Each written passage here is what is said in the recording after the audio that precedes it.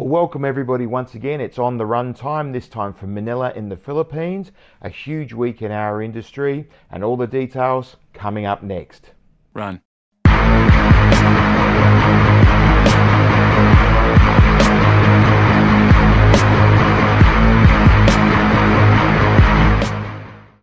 So welcome everybody to another week of On the Run, and I'm coming at you from the Hilton Manila at Newport World Resorts. Yes, it's getting towards the end of this very long run. Not long to go now, but this week Manila, and then by next week I will be back in home based in Macau. All right, well, let's get into the news of the past week for the gaming industry in Asia. So we'll start with Macau as we usually do. Dr. Ambrose So stepped down as Director and CEO of SJM at last Thursday's AGM after no less than 48 years with SJM. That has to be some kind of incredible record. In the latter years, he was known as a bit of a peacemaker between the various groups that had influence at SJM. And in the earlier years, he was right-hand man to none other than somebody you may have heard of, Dr. Stanley Ho. So, look, we wish Dr. Ambrose So all the best in his retirement and hope he enjoys the next phase of his life. Still with SJM, interesting story this week. Daisy Ho came out and said that SJM had responded to the government diversification strategy and have retrained 1,000 of their former gaming staff for various non-gaming activities. This is part of the ongoing move in Macau to move away from gaming and a little bit more towards non-gaming. This will be important for SJM to get on and do because their number of gaming tables are reduced from 1,775 to 1,250 on 1st of January this year, with the new concessions, the new 10-year concessions running from 2023 to 2032. And that reduction in tables coincides with a reduction in satellites for SJM from 14 to 9. And there are two other non-SJM satellites in Macau, taking a total number of satellites to just 11. Previously it was a lot more than that. Also in Macau, well, sort of Hong Kong, Macau news. Hong Kong arrivals are back to 80% of 2019 levels, according to the MGTO Deputy Director Ricky Hoy. Ricky Hoy is a friend of ours, sat next to me actually once at the one of the Power 50s, very nice guy, and he is second in charge at the MGTO, and he also commented that the MGTO, the Macau Government Tourism Office, will continue their overseas promotions and continue their efforts at trying to get more so-called foreigners to come to Macau. Foreigners, of course, being defined as non-Taiwanese, non-Hong Kong, non-mainlanders. Still in Macau, we have MAD 17, 17th edition of IAG's very popular Macau After Dark network social on Tuesday, June 27th at MGM Cotai at Ahi Restaurant, AJI, it's spelt. Please, if you have an invitation, of course it's an invitation-only event, as all of our MADs are. If you have an invitation and you haven't RSVP'd yet, please do.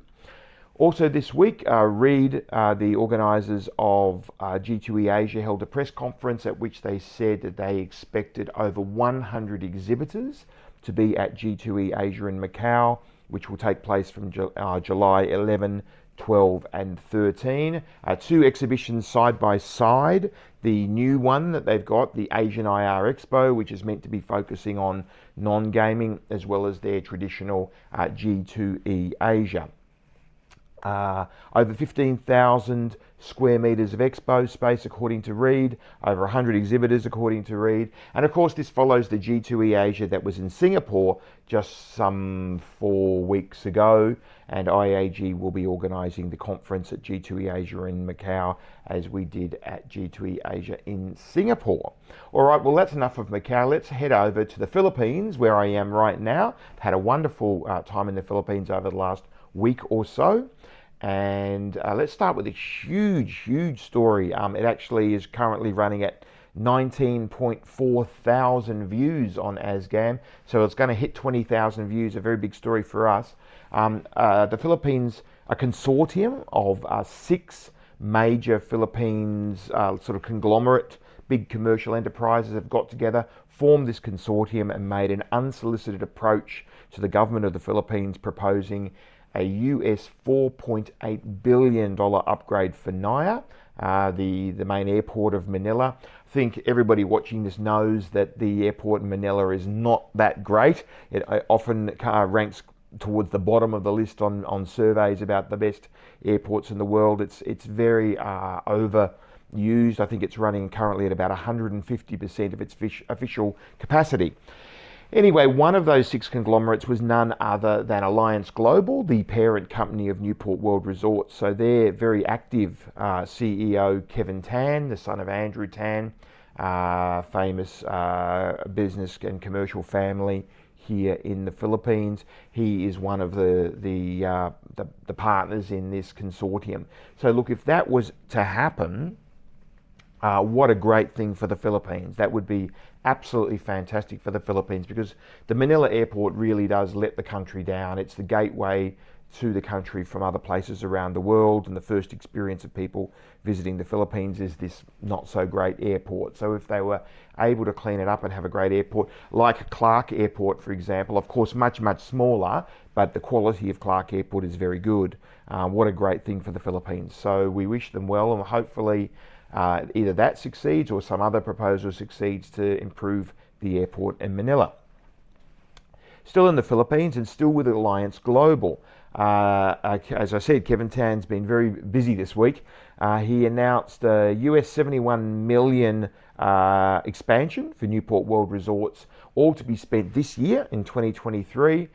So that's fantastic. And as I have been here at Newport World Resorts this trip, I've walked around. I stayed at the Hilton, but I walked around and looked at some of the other hotels, looked at some of the action, met with some of the senior executives here, and they are expanding and doing very, very well. Of course, no longer Resorts World Manila, and of course it now becomes the second integrated resort in the Philippines to be a purely Filipino-owned concern after Solaire.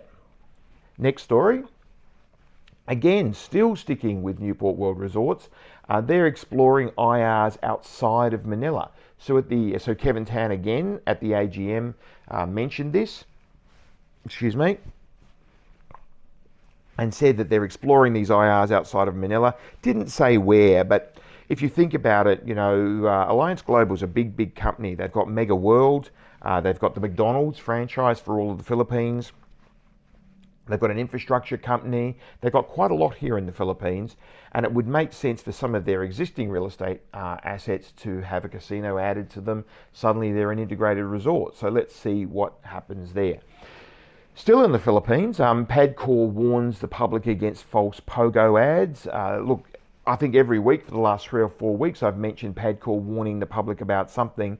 It's very, very clear with the sort of bad reputation that the POGOs have got since they've started, and this question about should the POGOs stay. It's very, very clear that PAGCOR wants the POGOs to stay, but they really want to clean that industry up. So good luck to them in doing that. They warned against unscrupulous groups, quote unquote, offering employment to people, and then that ending up being all sorts of nefarious activities that I'm sure you've read about on IAG over the past few weeks and months. Still in the Philippines and still at over at Entertainment City, I should say, Suntrust has approved a US $446 million mortgage of its assets. This is for the West Side property over there that will be joining Solaire and Okada Manila and City of Dreams in the Entertainment City complex that's connected to Newport World Resorts, but a completely separate, when I say connected, I mean connected in a business sense, not in the physical sense. Of course, here Newport World Resorts straight across the road from the airport, but Entertainment City is 12 minutes, 15 minutes drive down the Skyway there, and that's going to be a $1.1 billion property. Formerly Sun City involved, now of course Let Group, Sun City, the publicly listed company, changed its name to Let Group, and now with Alvin Chow in jail for 18 years, Andrew Lowe's taken over for that group, Let Group. So good luck to them. They're obviously trying to get some funds to finish building the building and see how that goes. Down to Australia now, and Crown Melbourne, guess what? They're fined yet again. Another Australian $20 million fine for failure to pay casino taxes. The VGCCC down there, the regulator again fining them. This actually takes the total number of fines they have received during this whole clean out process we've been going through in Australia to 250 million Australian dollars, and on top of that you have the $450 million settlement that they did with Austrac, non-prosecution agreement. So we're now at 700 million Australian dollars. What's that? Maybe around 500 million US dollars, $500 million, an enormous amount, effectively in, let's call them fines and sanctions for poor behaviour in the past. So we wish them well down there in trying to clean up their act. Of course, the CEO of Crown Resorts, Kieran Carruthers, has come out and said that that was a previous company, and he's very much right in that. Almost every senior executive and board member has been changed, and there's completely new ownership now with Blackstone. So we wish Crown all the best in trying to reinvent themselves. Still in Australia, New South Wales government has put the casino tax increase for slot machines on hold.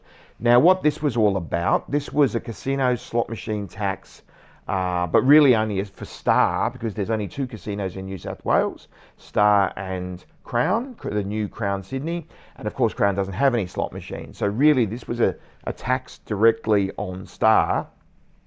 It was announced in December 2022 by the previous state government. There was an election on 25th of March and we have a change of government. So the existing government has inherited this initiative, and it was to be an increase in tax on slot machines from 32% to over 60% from the 1st of July. So obviously that's a massive increase and would have cost Star a lot of money.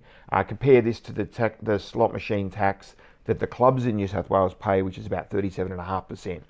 So this has been put on hold for now. I think the new government has realised that there are possibly unintended consequences. Star's been through a lot of trouble in the past few years, and as a going concern, as a viable business, there's some question marks around, and this would just be another nail in the coffin. So I think the government has realised, look, let's put that on hold and spend a bit more time examining that.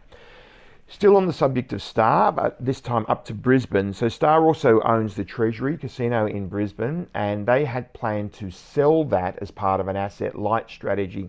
This is very popular now in the gaming industry. A lot of these companies are now selling their bricks and mortar and leasing them back, saying, look, we're good at being operators, we're not necessarily real estate companies.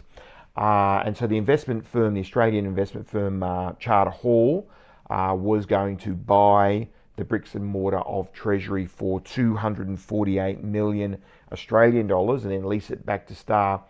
But there were certain conditions not satisfied. I don't have the details in the contract, and Charter Hall decided not to extend the deadline for Star to meet those conditions, thus effectively getting themselves out of the contract. And perhaps this is just, with the constant downgrading of the commercial realities of casinos in Australia, Charter Hall has got cold feet and wanted to get out, perhaps. Who knows? All right, now over to Genting in Malaysia, or is it Miami in Florida in the US? It's both. Genting Malaysia has this plot of land in Miami. They bought it for $259 million US in 2011. And the reason they bought it was there was talk at the time of the Florida government allowing integrated resorts. They had planned to build an integrated resort in Miami. Now, that was 12 years ago and it just hasn't happened. And so they've decided to sell that land and move their attention to somewhere else. They were planning to sell it for $1.23 billion, an almost $1 billion profit, a nice handy profit, which then the idea would have been to use that money if they won a license in New York. Of course, Genting Malaysia already has a slots only property in New York, and New York State is currently going through a licensing process at the moment, and Genting's trying to win one of those licenses, and if they do, they will upgrade their slots only property to a full slots and tables property. So they would have used that $1 billion for that, but it has fallen through. The sale has fallen through. So he announced that the sale was on, but but it's now fallen through, and the purchaser requested an extension to their exclusivity arrangements and various other terms, and Genting has said no. I think probably Genting thinks all of a sudden, you know what, maybe we can sell it for even more. So they've said no, and the negotiations now continue with the other potential purchasers who didn't originally get the Guernsey to buy that land. So good luck to Genting on making a nice windfall profit there that they can use in New York or indeed anywhere else they so choose. Last story, bit of an interesting one. The US government Department of State brought out a report in the past week that we reported on, talking about human trafficking at border town casinos and special economic zone casinos. Quite a damning report, actually, from the US, talking about Sihanoukville and properties in the Golden Triangle, saying that because of the revenue downturns from the pandemic, that some of these properties are turning to human trafficking and various other forms of unscrupulous activity. Obviously, that's terrible, and if they are doing that, they shouldn't be doing that. Our industry wants nothing to do with that, so we don't want to be associated in any way with this kind of behaviour. And in fact, apparently what's been happening is some companies have been taking, according to this report, they've been taking over some unused casinos, a lot of unused and empty buildings in places like Sihanoukville and other places like that, and doing what they do. So we hopefully that that report is overblown, and to the extent that it isn't, hopefully that stops. All right, well that's it for this week. My long run. I've been on the road now for I can't remember how long, 10, 12 weeks maybe, something like that. It's been a very long trip. It's almost over. I'm shooting this on Thursday as I normally do. You're probably looking at it either late Thursday night or for early Friday morning. I'll be heading to Hong Kong tomorrow, and Hong Kong for the weekend, Macau on Monday, Mad of course at Hahi Restaurant MGM Cotai on Tuesday night, and July 11, 12 and 13, G2E Asia, IAG will be playing a big role in that. And of course we have the industry party, a new party that we've developed, July the 12th, day 2 of G2E. Tickets strictly by invitation of either the organiser, which is us, or the sponsors, and there are a number of sponsors already in. I think we've got Light and Wonder, we've got Aristocrat, we've got WDTS, we've got, I think, LT Game, we've got a number of others. Apologies to anyone I've missed, I didn't have them listed out and ready in my head, but there's a couple of others yet to come in, and they will all those companies that are sponsors will have tickets in their hands that they can give out either to their staff or to their customers or to whoever they so choose. So I hope to see you on July 12 at that great party. It's going to be a bit different to a MAD. It's going to be a different kind of party, and it'll be a very, very enjoyable night and day 2 of G2E. Well, that's it for this week. Thanks for your attention. Thanks for listening all the way to the end, and I will see you next week from home base in Macau. Have a great weekend, and that's it for this week. See you next time. Bye for now. Run.